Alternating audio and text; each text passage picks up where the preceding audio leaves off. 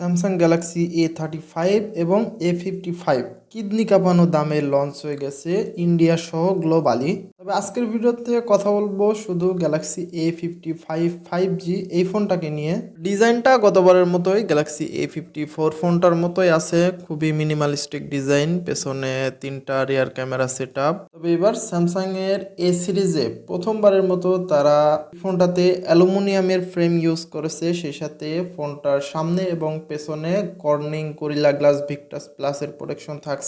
Build কোয়ালিটিতে বেশ ভালো রকম একটা ইমপ্রুভমেন্ট করা হয়েছে, সেই সাথে এখানে IP67 এর ওয়াটার অ্যান্ড ডাস্ট রেজিস্ট্যান্সও তো থাকছেই। এবং এই ফোনটার থিকনেস হচ্ছে 8.2 মিলিমিটার। আর এবার কিন্তু ফোনটার ওজন কিছুটা বেড়েছে, যেহেতু এবার তারা অ্যালুমিনিয়ামের ফ্রেম ইউজ করেছে, সেই সাথে সামনে এবং পেছনে গ্লাসের প্রোটেকশন থাকছে।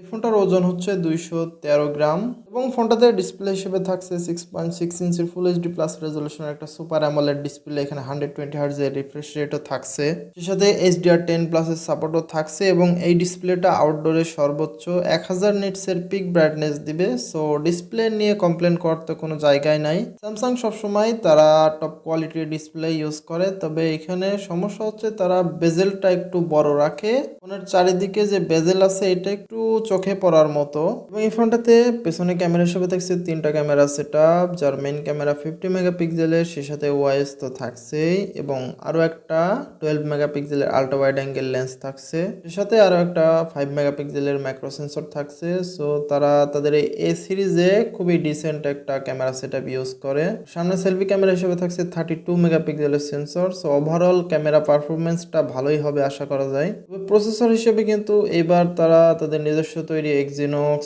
1480 এই চিপসেটটা ইউজ করেছে।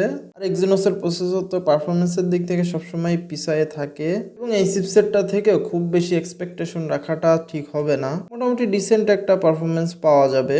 সফটওয়্যার হিসেবে out of the box Android 14 এর সাথে লঞ্চ করা হয়েছে One UI 6.1 এবং এই ফোনটাতে 4 বছরের মেজর অ্যান্ড্রয়েড আপডেট সহ 5 বছরের সিকিউরিটি আপডেটেরও থাকছে। তো আপডেট নিয়ে কোনো রকম প্যারা নাই, স্যামসাং 5 বছর পর্যন্ত মোটামুটি ভালোভাবে ফোনটাকে সফটওয়্যার সাপোর্ট দিবে। এছাড়া ফোনটাতে 5000 mAh এর ব্যাটারি থাকছে, 25 ওয়াটের চার্জিং সাপোর্ট। তবে বক্সে তো চার্জার পাবেন না, এটা আলাদাই কিনতে হবে। এছাড়াও ডুয়াল স্টেরিও স্পিকার থাকছে, ওয়াইফাই 6 থাকছে, ব্লুটুথ 5.3ও থাকছে, আন্ডার ডিসপ্লে অপটিক্যাল ফিঙ্গারপ্রিন্ট সেন্সরও থাকছে। এই বিষয়গুলো মোটামুটি ঠিকঠাকই আছে। আর এই ফোনটা টোটাল 4টা কালারে লঞ্চ করা হয়েছে এবং স্যামসাং তো প্রতি বছরই তাদের এ সিরিজে কিন্তু অসাম কালার দিয়ে ফোন নিয়ে আসে এবং এইবারের কালারগুলো হলো আইস ব্লু, লাইলাক, নেভি এবং লেমন। 4টা কালারই জোস, তবে আইস ব্লু কালারটা সব থেকে বেশি ভালো লাগছে।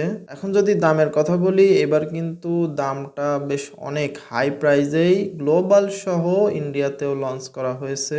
বাংলাদেশে এটা মোটামুটি অফিসিয়ালি 60,000-এর কমে পাবেনই না, আনঅফিসিয়ালও এবার অনেক বেশি দামে বিক্রি হবে। প্রথম দিকে হয়তো 50,000-এর উপরে কিনতে হবে, ধীরে ধীরে হয়তো এটা 45,000-এর কাছে আসতে পারে। স্যামসাং এর এই সিরিজের ফোনগুলা কিন্তু এখন আর মানুষের হাতের নাগালে থাকছে না, এটা মোটামুটি কিডনি কাঁপানো দামেই লঞ্চ করা হচ্ছে মার্কেটে। এটা এখন আর মিড রেঞ্জের ফোন বলা যায় না, মোটামুটি হায়ার মিড রেঞ্জে চলে গেছে। তবে এই ফোনটা যারা কেনার কথা ভাবছেন, আপনাদের হাতে কিন্তু এখন বেশ অনেকগুলো অপশনই আছে। স্যামসাং এর পুরানো যে মডেলগুলো আছে ওইগুলা দেখতে পারেন, মোটামুটি 19-20 একটা পার্থক্য থাকবে দামের। ওইগুলা নিলে আমার মনে হয় সব থেকে বেটার হয়। তো এই ফোনটা নিয়ে আপনাদের কার কি মতামত অবশ্যই কমেন্ট সেকশনে জানাতে পারেন। আজকের ভিডিও এই পর্যন্তই, সবাই ভালো থাকবেন।